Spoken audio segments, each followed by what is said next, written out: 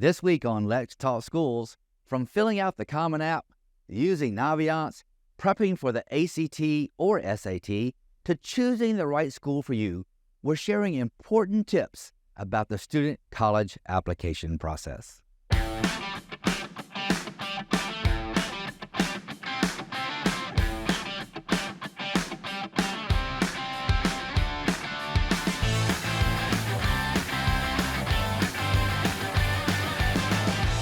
Hello, and welcome to another edition of Let's Talk Schools. I'm Mike Looney, the host of the show, and happen to have the pleasure of being the superintendent of schools here in Fulton County. Today, we're going to be diving into moving from high school to college and the processes, the experience of getting ready for post-secondary education beyond high school. And I have two local experts here, a student and the expert of all counseling programs in Fulton County schools.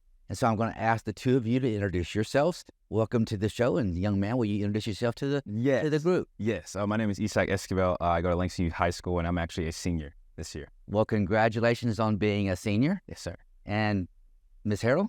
Yes, I'm Shimona Harrell. I am Director of College Career and Student Supports here in the district. We're always changing the positions and titles, but in essence, your job is to oversee all counseling services at Fulton County School. School counseling, graduation support, all things getting students prepared for life after high school. It's a big task, the students that enter high school and as they matriculate their way through the high school experience, they start thinking about the next steps. What's after high school? Of course, we have students that prepare to go to work. We have students that go into the military, which you facilitate those experiences as well. But most of our students end up considering at least going to a post-secondary institution. Yes, definitely. As you know, students have many options after high school, and we do our best in educating students on those options, starting in elementary to middle, learning what paths you can take to get to the career of your choice. And as you know yourself, military is an option. College, 4-year, 2-year college, going into the workforce, apprenticeship programs. And so there are many paths, and school counselors are tasked with helping students understand their options and knowing what they need to do in order to get to the career of their choice. Right. So young man, you're a senior, so you're almost at the end of the road here. Almost. Let's talk about your experience and what advice would you have for students that are coming behind you to start thinking about the journey from high school to post-secondary opportunity? I love that question. I think the main thing for me is that, like, looking for after high school or even in the future in general, you have to know what your purpose is. I feel like students today have to just learn what their purpose is, and then that would direct them to actually find out what their post-secondary options are. And I also think starting early, doing your own research and actually trying to, find out what is the best fit for you. Because there's a ton of universities out there, a ton of people that will give you a lot of money, but which one is the right path for you? Which one is the right path that will take you to your destination and your purpose? That would be my advice. So let me ask you, based on your experience, did your passion and your reflections on school change during your high school experience, or did you enter ninth grade knowing exactly what you wanted to do past high school? I know that you're a prolific soccer player. Is that something that you were pursuing from the beginning, or did you have times and moments where you thought, well, maybe I want to do this, or maybe I want to do that? Actually, I'm in a dichotomy or a conflicting moment with myself. Actually, this year, but I wanted to play soccer since I was 9 years old, and it hasn't really changed even till now. I have gotten more opportunities with like the military or looking into be a straight kinesiologist, maybe a speaker, author.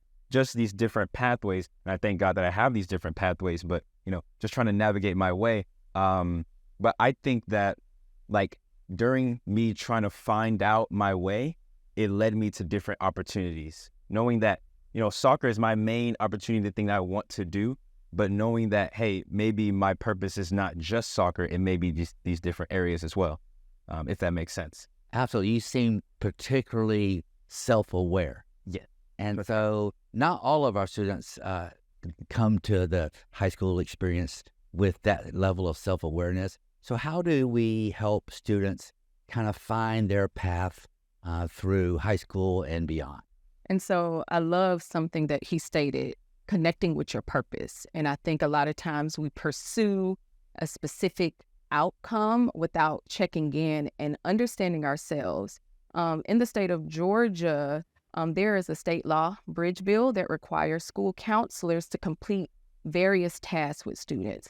One, aptitude and interest assessments, like really honing in and taking these inventories to get a sense of what you like, what you dislike, what your strengths are naturally, what do you have an aptitude for, and learning about how those things align with careers. My main advice to parents and students: get involved. Get involved in as much as you can to learn about different things, different areas, what you like, what you dislike. What do you like about this course versus that course? What do you like about this club versus that club?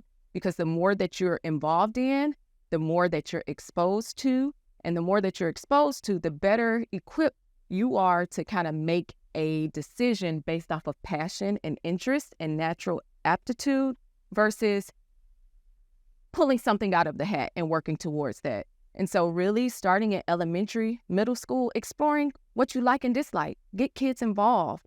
I think we downplay how important that is and the impact of just being involved and exposed. And then beginning also in middle school, even in elementary, beginning teaching students what their options are, right?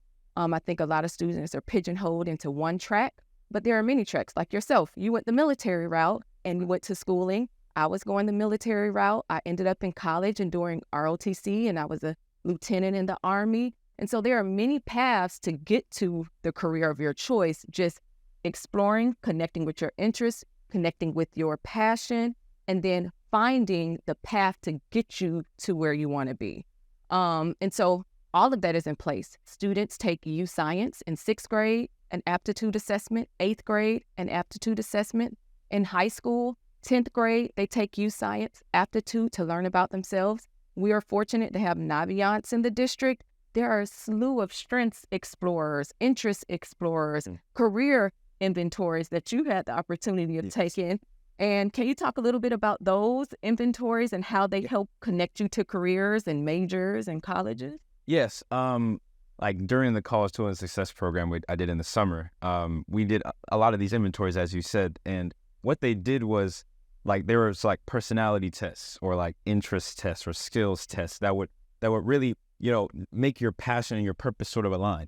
It would make everything sort of clear, because you would just talk about you, but then they would align you with a sort of purpose or passion or career that would align with what you've put on that test or that little course. So it would really help me just to get an idea of, what am I good at, and then what can I actually do.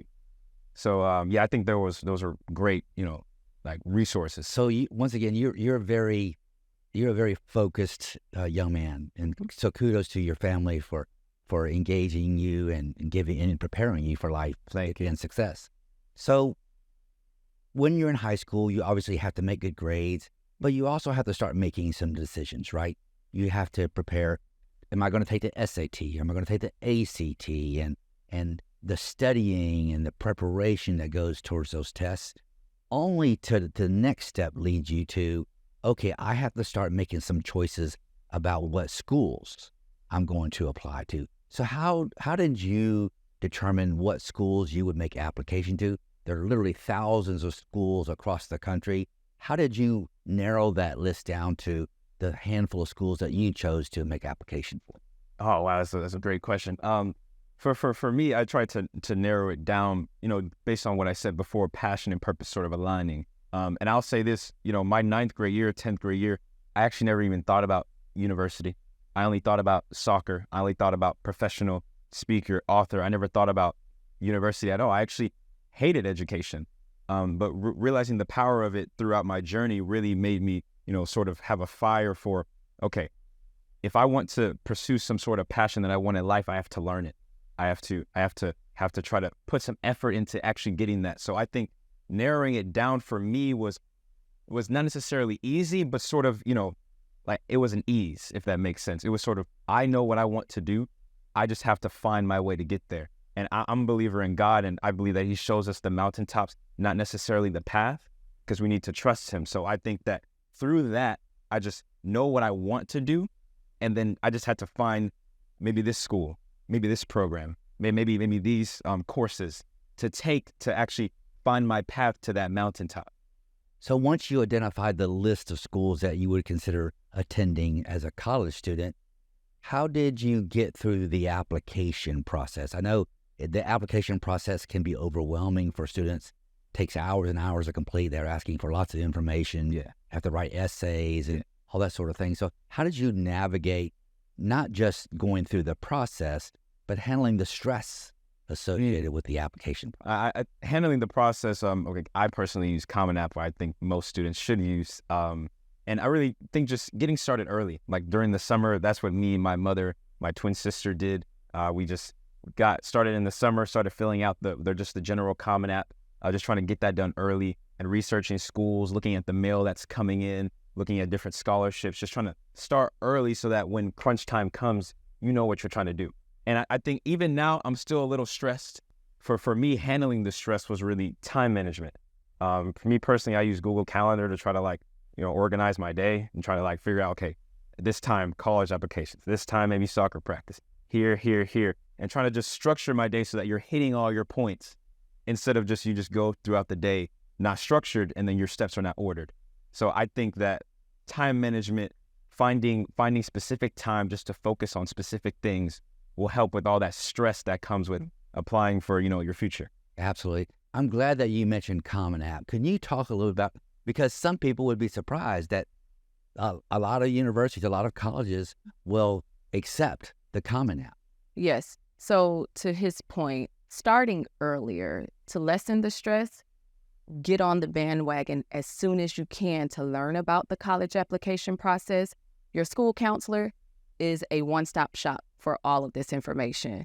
Make sure you're taking part in all of the parent info nights, the student workshops, the classroom lessons that counselors are coming in, because it is a process and it could be overwhelming if you wait until your senior year. So being clear about what the process is, which includes making sure you take the right courses, making sure you're involved in a slew of activities so your college profile is comprehensive and appealing to colleges. Making sure your junior year, start taking ACT, SAT, and not waiting to your senior year to see where you are and where you need to go. Jumping into Naviance, if you look at a college profile, you can see where you are compared to other students from your school, what SAT score you need, what GPA you need. You have to start there. Then from there, you move on to learning about the different platforms, Common App, Coalition, the Black Common App. It are all platforms where students can complete the college application process, which is different than us. We had to go get in a file cabinet, get an application, fill it out, mail it. No, it's a one-stop shop. Common App, most colleges are there. You complete one application, you submit it. Different schools may have different essays. You need to prepare for the essay. But in one-stop shop, one push, your teachers can submit their recommendations, getting to your teachers top of your senior year, asking for them to do recommendations, getting with your counselor to come up with a timeline to help you. If you don't have parents that can help you, it's important that you lean into a teacher. A teacher helped me. I didn't have parents to help me. So if you don't have help, we have tons of people in the district, your teachers, your counselor, your social worker. It could be an office staff. We are here to help you if you don't know how to make your way through. Financial aid, looking ahead of time, not waiting to the last minute to explore financial aid. There's a lot of free money out here. Scholarships, Georgia Match is another one, Hope Scholarship, the list can go on. But the key is start early, get with your counselor if you don't have parents or a family that can guide you to help walk you through that process. I think you're really speaking to my heart, and that is students aren't in this alone. Right. Just reach out to somebody in the school district to help get the support that you need, and we can help students and families through that process. Thank you so much for being on the show. Thank you as well. This has been an amazing conversation. I look forward to digging into this content deeper and learning more and sharing more with our students and our families about getting to the next level beyond high school. Folks, that's it for Let's Talk Schools this time. Thank you so much for watching the show. If you want additional information about helping your high school student move from high school to college, please reach out to an employee of Fulton County Schools, a high school counselor, or school principal. We're here to help. Look forward to seeing you again soon. And now, let's go around the district in 90 seconds.